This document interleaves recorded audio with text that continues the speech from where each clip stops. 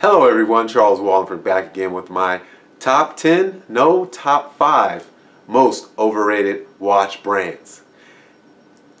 Back in 2015, I did this video and I have not done it ever again.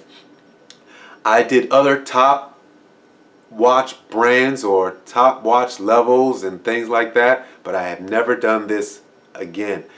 When I did the research and when I was doing this video and really getting into this video, especially with the years I have under my belt now and experiences I have, I had to make this video my top 5 because I omitted 5 brands that were on this list. And let's go over the 5 brands right now. The first brand is Hublot. For many of these high-end luxury watch brands, they tend to be expensive just to be expensive. And that's what I thought. I thought Hublot was just being expensive to be expensive. But with some experience and actually getting to know the brand, I especially got to know the brand pretty intimately when I went to Watch Week on Madison Avenue back in 2015. Chanel. I thought Chanel was just another overpriced fashion watch. But the J12 is significant to horological history. They were one of the first to utilize ceramic cases. Tag Heuer, under the new leadership from a living legend in the luxury watch world, Jean-Claude Bivet, Tag Heuer has been making major strides to become more substance than hype. Patek Philippe.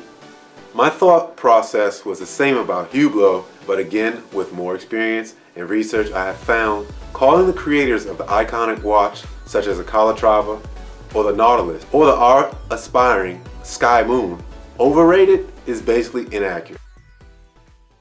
Okay guys, that was the 5 brands that I omitted from the list.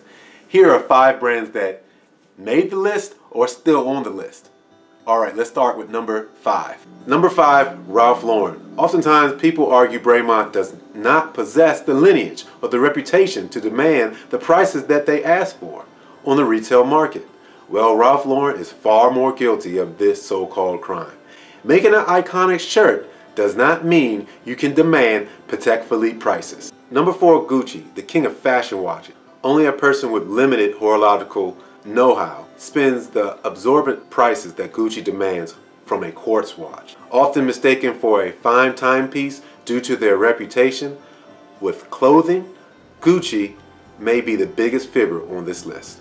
Number 3, Invicta, simply a well-constructed fashion watch. Purchasing a Citizen Echo Drive, Orient, or Seiko is a far better buy. Now, if you are attracted to Invicta due to your personal style, I completely understand.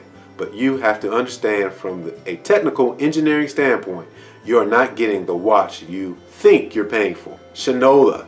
Number 2, how can a brand built on a reputation of great shoe polish put together a fine timepiece? They advertise like you are supporting Detroit and the United States. Right. Unless it's a Seiko, purchasing a $900 quartz watch should never be an option.